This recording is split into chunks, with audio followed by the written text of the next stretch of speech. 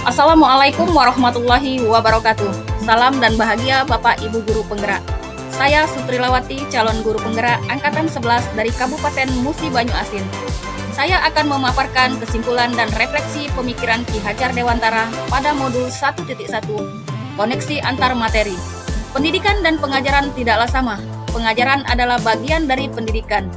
Menurut Ki Hajar Dewantara, pengajaran adalah proses pendidikan dalam memberi ilmu untuk kecakapan hidup anak secara lahir dan batin.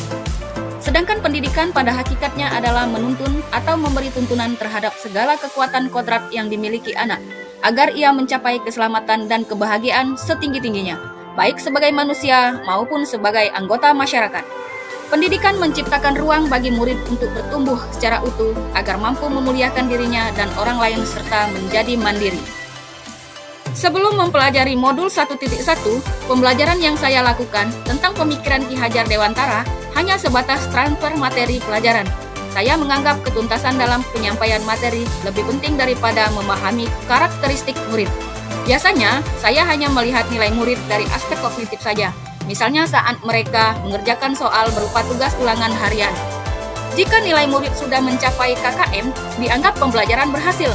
Selain itu, saya beranggapan bahwa murid hanya sebagai objek pembelajaran, sehingga pembelajaran berpusat pada guru. Atau menggunakan metode teacher center. Sebelumnya, saya tidak memperdulikan apakah murid benar-benar paham dari apa yang saya ajarkan atau tidak, karena fokus utama saya lebih ke tercapainya materi, mengingat materi yang saya ajarkan cukup padat setiap semesternya. Saya pun hanya meminta siswa saya menghafal materi yang saya ajarkan tanpa memikirkan bagaimana materi tersebut dapat dipahami dengan sepenuhnya.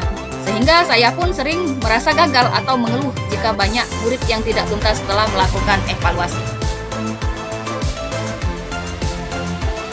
Namun, setelah saya mempelajari modul 1.1 tentang pemikiran Ki Hajar Dewantara, saya menyadari apa yang saya pikirkan dan lakukan selama ini tidak tepat. Setelah mempelajari modul 1.1, saya menyadari seharusnya saya melakukan proses pembelajaran secara menyeluruh, bukan hanya kognitif saja, namun juga afektif, psikomotor, spiritual, sosial budaya. Murid bukan sebagai objek pembelajaran, melainkan murid sebagai subjek pembelajaran. Artinya, murid memiliki kebebasan berekspresi, mengemukakan pendapat, dan berkreasi sesuai dengan metode atau model pembelajaran dan media yang tepat. Guru seharusnya sebagai fasilitator. Guru pun harus ikhlas, penuh kesabaran dengan segala ketulusan hati, agar terwujudnya pembelajaran yang menyenangkan dan berpusat pada murid. Selain itu, saya harus mempelajari karakteristik murid, karena setiap anak dilahirkan dengan kelebihan dan kekurangannya masing-masing. Saya harus menghargai karakter murid, berikan kesempatan murid untuk tumbuh sesuai dengan kodratnya. Yang dapat saya segera terapkan pada pembelajaran di antara lain, merancang pembelajaran yang interaktif dan menyenangkan dengan melibatkan murid sesuai metode student center.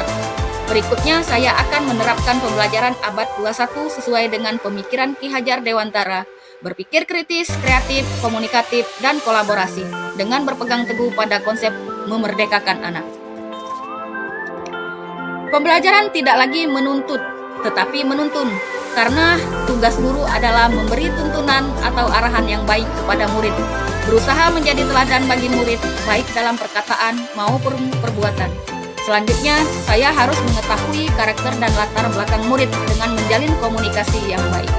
Semoga video ini menginspirasi bagi Bapak Ibu pejuang pendidikan. Salam dan bahagia selalu Bapak Ibu Guru Penggerak.